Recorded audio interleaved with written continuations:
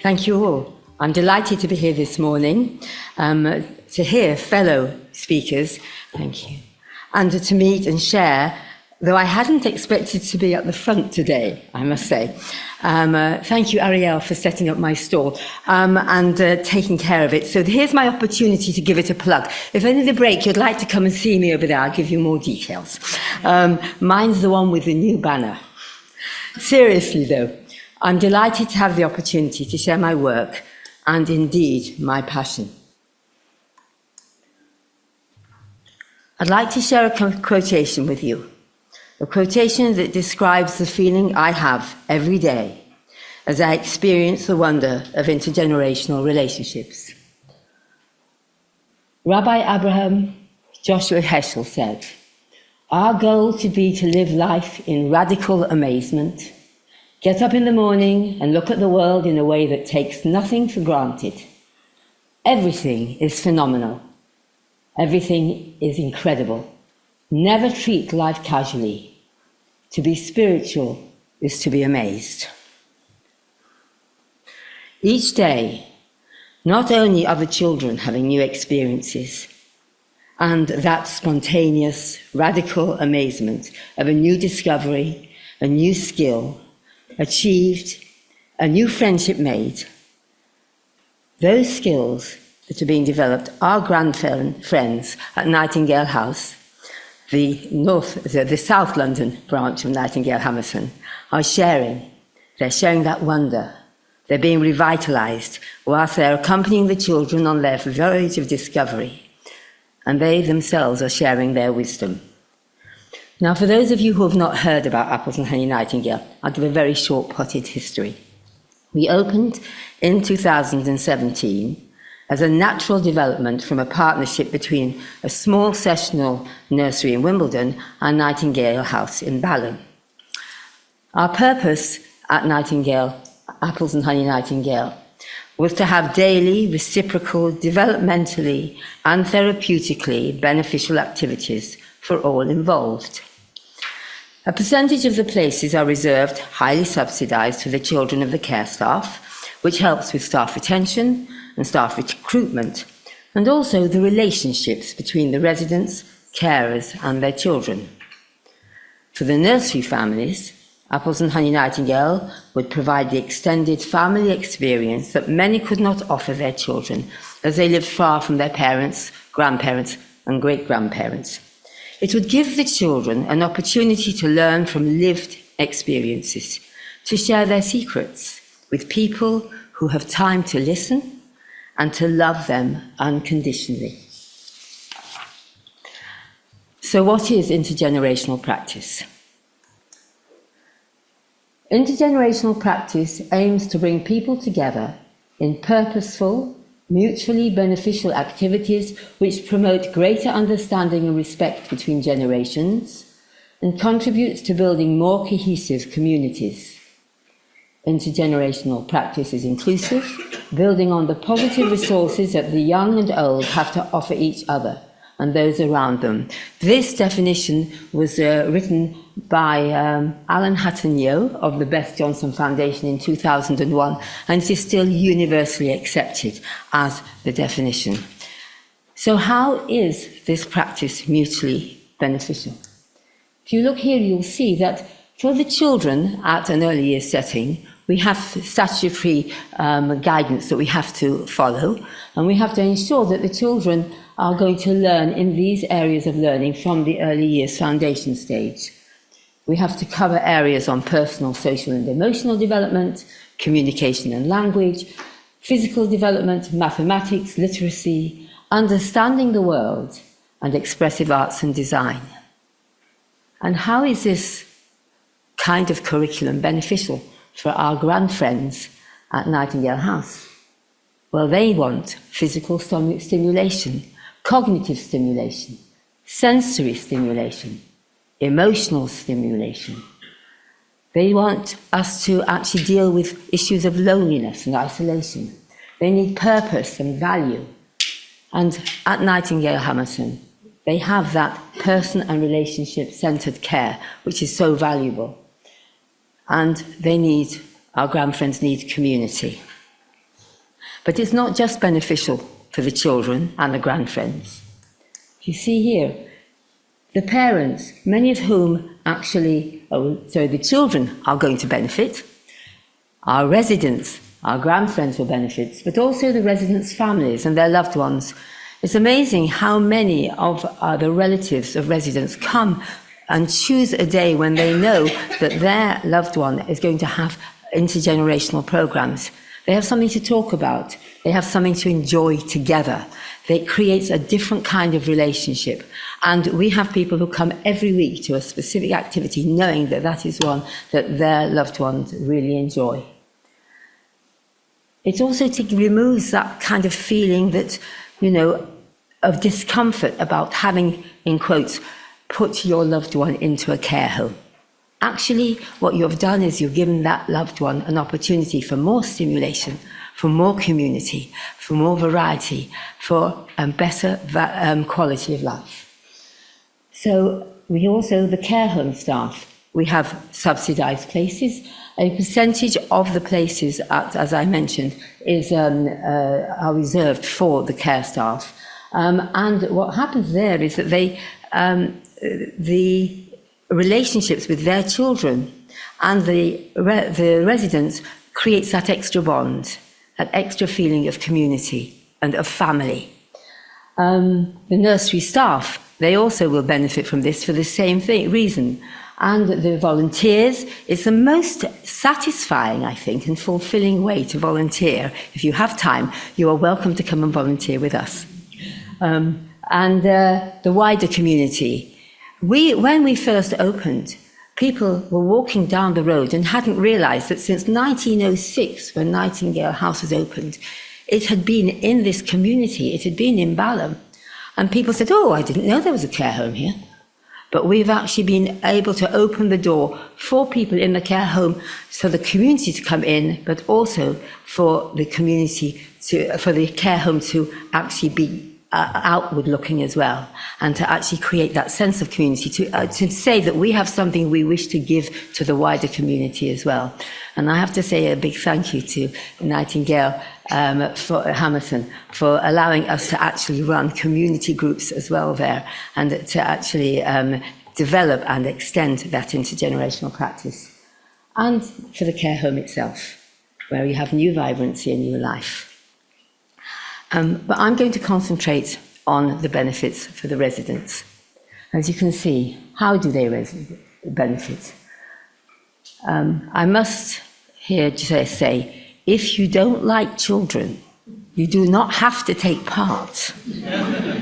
This is not forced on you. You have a choice. Everybody has a choice. For some, it's an all-encompassing distraction and a release.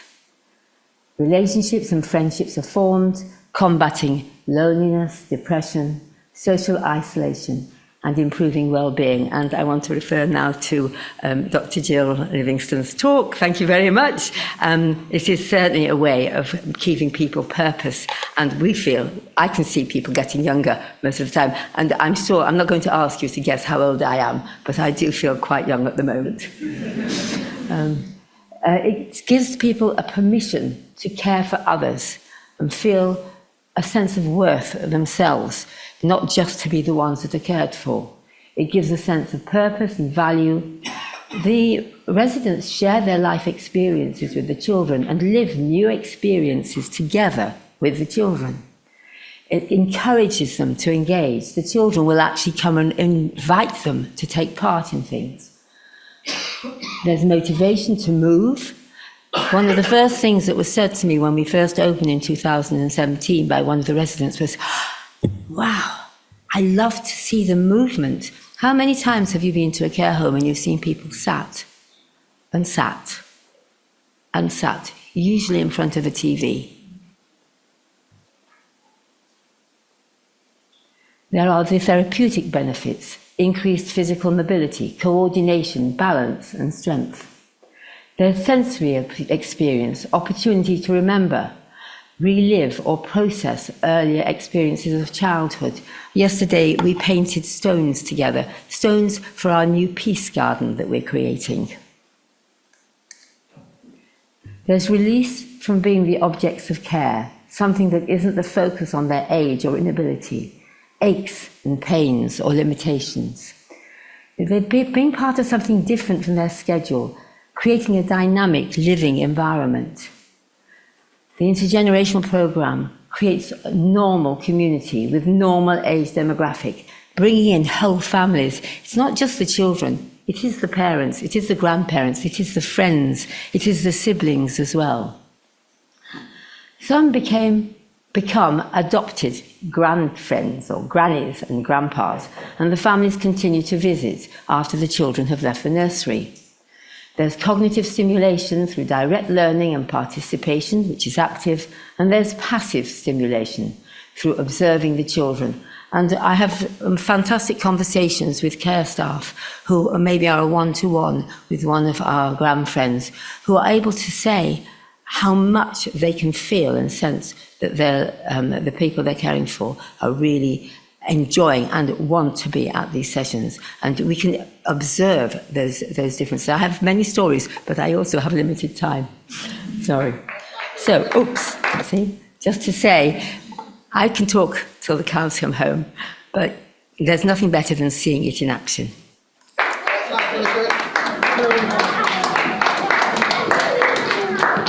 Hello, everybody. Very nice to see you. Hello. Hello.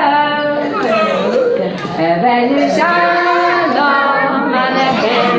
Evenu shalom aleichem. Evenu shalom aleichem. Evenu shalom, shalom, shalom. Find a partner. Row, row, row your boat gently down the stream. Merrily, merrily, merrily, life is bubbling. Everybody do this, that's my mother. Everybody do this, do this, do this. Pass the teddy to the right, to the right, to the right. Pass the teddy to the right, to our friend. What are we going to do? It's even better. Let's have a look. There you are. Now, you get Now, how do you know that's floppy? so you've lost it. I think you're cheating because you see this. And a scarf. And it's very now. No, Peachy. Just Tell him. I thought I was going to do it. Well, I'm the next one then. I don't know what this is. I don't know. I don't even know what the colour is. Oh, green. Right, we've got a green one now. Now it's yours. Now, right, you see, I'm ahead of you. The elephant packed her trunk and said, exciting the circus. Off she went with a trunk. Them open, shut them open, lay them in your lap. Roll them, roll them, roll them, roll them, roll them up like this. We got this one, but... Whoa, is that for David to help? Thank you. A jumbo jet, helicopter, helicopter, and a jumbo jet, a jumbo jet, a jumbo jet.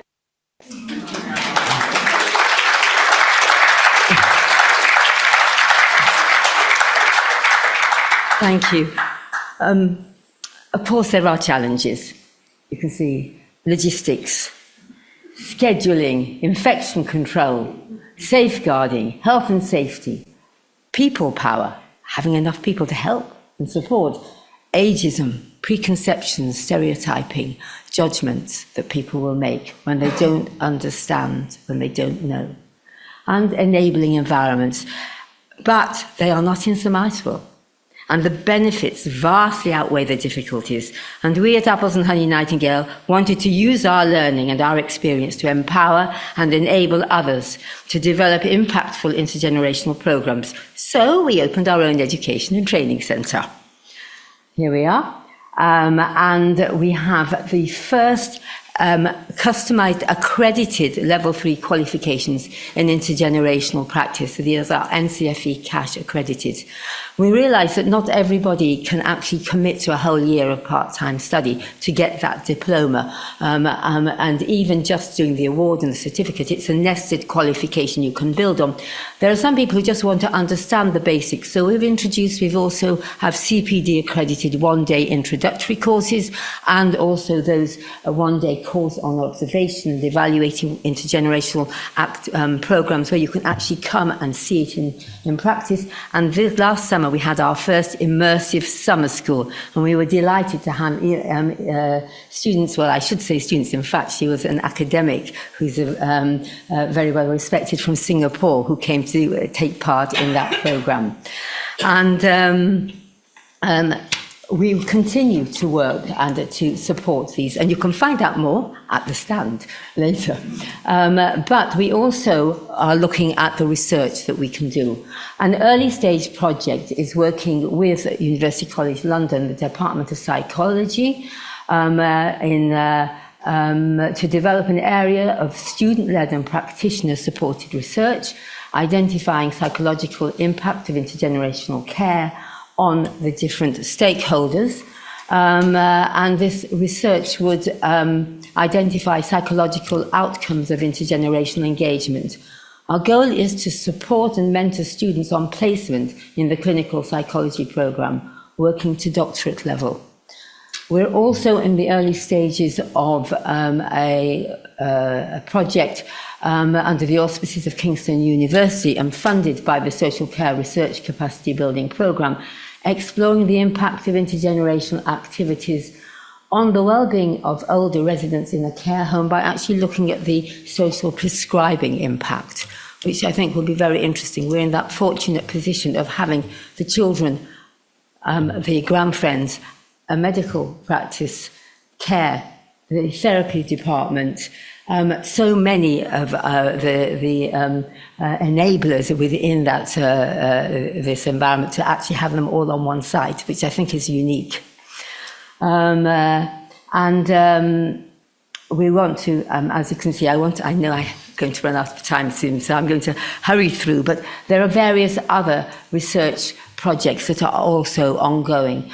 We have an evaluation impact report on the new intergenerational training initiatives at Apples Honey Nightingale, and that is due in the spring. We currently have a master student studying exploring attachment theory within an intergenerational co-located early years setting. I've been working with Roehampton University and the Froebel Institute on spirituality in early years, and I would love to actually expand this to measure the impact on the older participants. Being in a faith-based setting, this would be very interesting and something I don't think has been looked at very much. We're waiting for a paper is being written up already on intergenerational communication for people living with dementia from also University College London. We work closely with partnerships as well. We were very fortunate to get National Lottery community funded money, working with in partnership with Generations Working Together in Scotland and Linking Generations Northern Ireland, and we're developing quality indicators in intergenerational practice. So between us, we have set up 30 projects, 10 each, to pilot these quality indicators. And we also have a social return on investment project running to be able to show just how the value, if you can financially count the value of intergenerational practice, how would we be able to do that? And we have an SROI project, which we hope will be sharing its findings next spring. So I'm hoping I'll be able to share them with you next year. We've also working with the Beth Johnson Foundation, who I mentioned earlier. That was the definition for intergenerational practice that is commonly used. Professor Sue Reed from the Beth Johnson Foundation, and myself have set up something called Generation All, which is a grassroots intergenerational network so that we can share practice, so that we can actually support each other in research, so that we can help together with all the different intergenerational practices that are in England, that we can speak with a common voice and advocate for each other and support each other. Intergenerational practice is relationship. It is cooperation, and we want to model that by having an organisation that can speak for all of us with one voice. And I have a very few pictures just to continue to give you that good feel of what the things that we do. One of the benefits of being co-located is that you can actually have ongoing activities. So you can see here the children are picking the lavender that Phil the gardener, who is a bonus for us, has been looking after.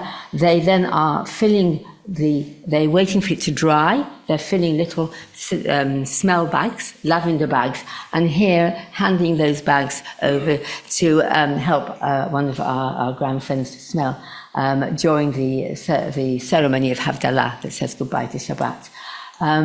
You can see here we have older siblings, we have older children, members of the care staff able to come. I have to stop, so I shall very quickly nip through some pictures because I do want to end with this, because finally, our hope is that these relationships will last. We have a graduates reunion periodically. We want those children who have left us to keep coming back, to keep those friendships. We also partner with a primary school, and they like to come back. And I wanted to share this because I watch in radical amazement as I see the relationship between Faye and Sasha. 8 years ago, Faye and Sasha met each other.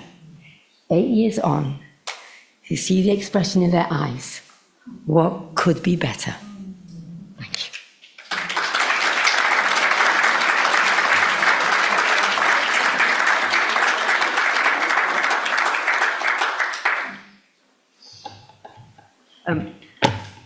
Does anybody have any questions for Judith?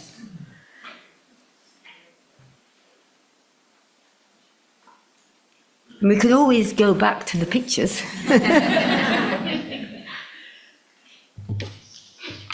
Hi, I'm Laura Brown from University of Manchester. Thank you so much, Judith. That was a fantastic talk and a really great initiative.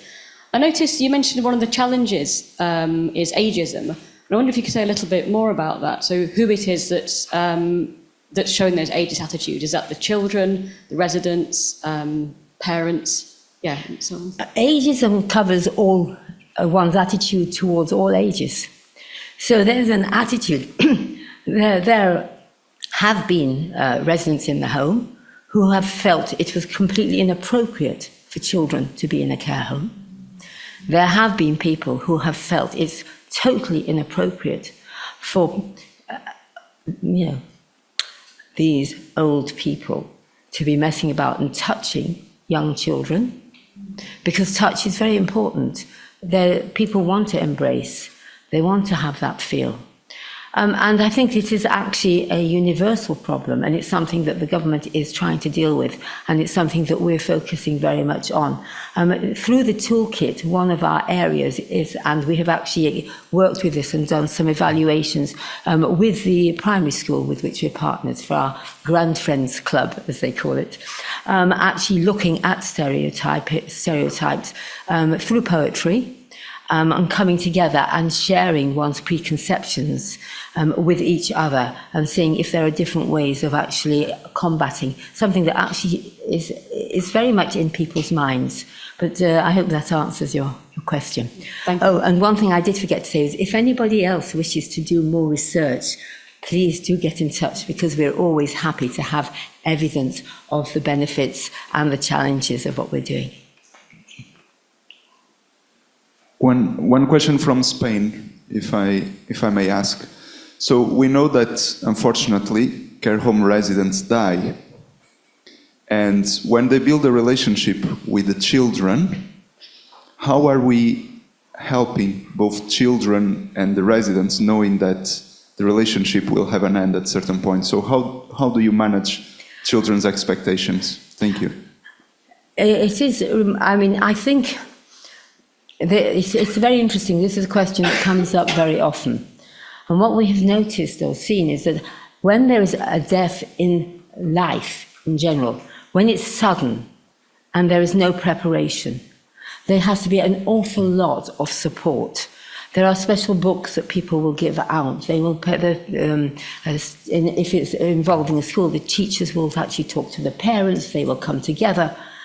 In the care home, aging is a very natural phenomenon. The children are learning about aging as they see it.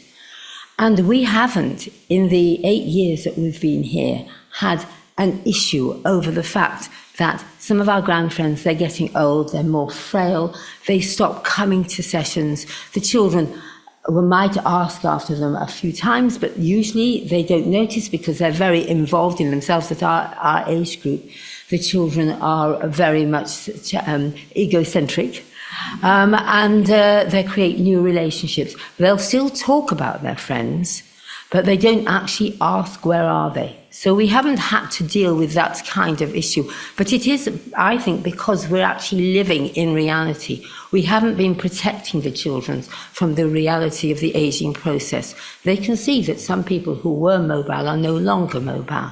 They can see that sometimes the conversations they were having are changing, but they'll still talk to them in exactly the same way, and they'll actually have the relationship doesn't change, and we haven't had to actually start explaining about death. But the reality is that actually we do talk about the fact that our grandfriends are getting older, that they're not able to do what they could do, and the children are remarkable in the way that they move around. They can be incredibly physical in the playground, but they are not like that in our sessions. They really are very careful, and they like to help, and they will actually support their grandfriends.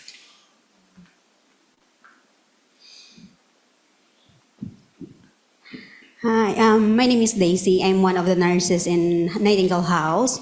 Actually, this is not a question, but I just want to say thank you as a nurse working in dementia household. Our residents that spend time with children, they may remember it or not, but what's important is that moment, the moment that their face light up, they have engagement with them. And then to those that residents that remember it, it would be a moment, a conversation for the day, and also as their songs will be the song for the day. So we're very grateful for the time that you are spending with us. Oh, thank you. Thank you.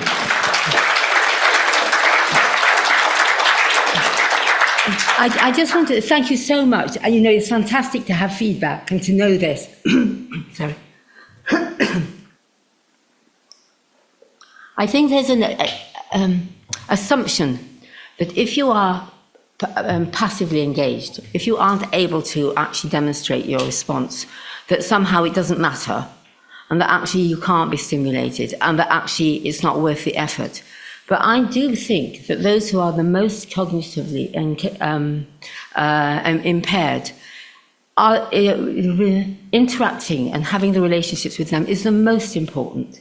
Because if you can't self-stimulate, if you haven't got that capacity, and then the children come in, and to people who have actually, we have the story of a gentleman who was visiting, he came every day with his wife. And their relationship was so close, and she really was not able to respond. And one day we saw they were in the garden, and we were about to do some baking. And I said, "Oh, we're going to make challah. I'm making bread. Would you like to join us?" And so they joined us. And I put a piece of the challah dough, of the bread dough, in her hand, and we sat at the table. And she opened her eyes, and he just was quite tearful. He said, it's the first time she's responded in the past 2 weeks. And just being with the children, having something sensory, made such an impact on her, but also on him. And we are able, in that moment, to actually take people out of what maybe angst might be going on in their heads, we don't know.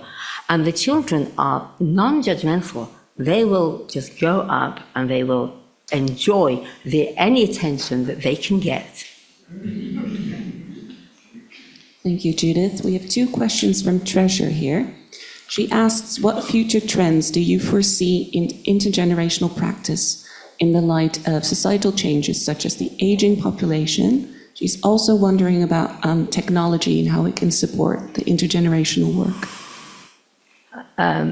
I think my dream is that every education setting, every care organisation, and that doesn't have to be a care home, it can be a friendship group, a faith-based project, a local community group. They should all have someone who is trained, who has experience and is a lead in intergenerational practice. We need to create social cohesion, and this is the best and the most fulfilling way that we can do that.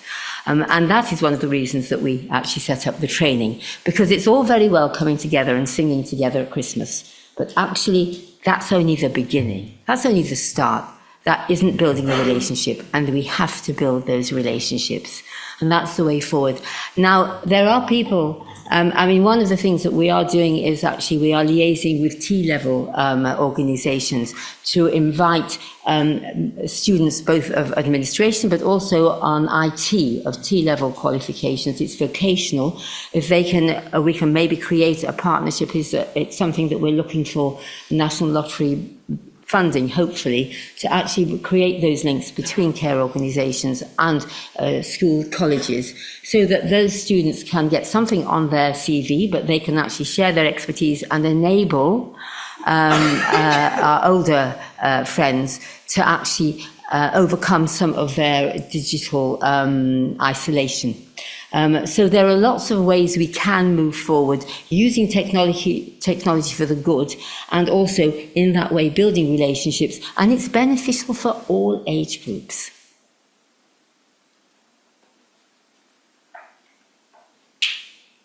Might need a microphone. Thank you. Yes, I'm Rose Taylor. I'm a palliative physician and a trustee of Nightingale Hammerson.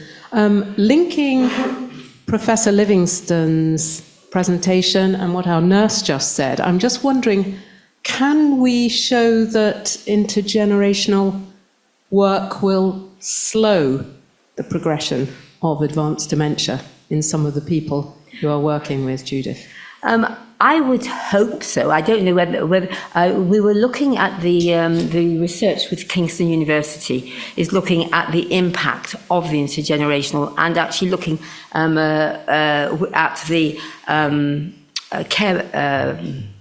the care plans of residents who, obviously this has to go through the ethics and so it should be done robustly and safely, and seeing whether in fact going through having these intergenerational engagements is going to reduce the amount of medication, or also the hospital visits, or other distresses that is happening. So I would hope that this would be something that we could actually in time evidence, but there are so many other factors, aren't there?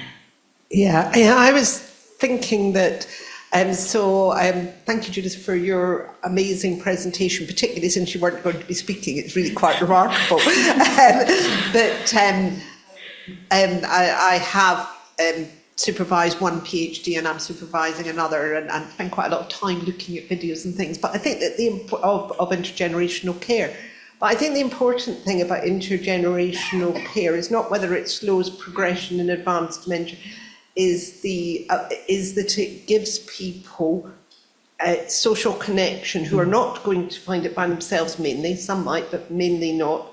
It gives them joy and acceptance. And I think meaningful activity and relationships. And I think that these things are the most important things in life. I actually doubt that it's going to slow cognitive deterioration. But I think when you have advanced dementia, that's not the important thing. The important thing is the quality rather than the quantity of life. And for that, I think it's the most remarkable initiative. Thank you. Thank you.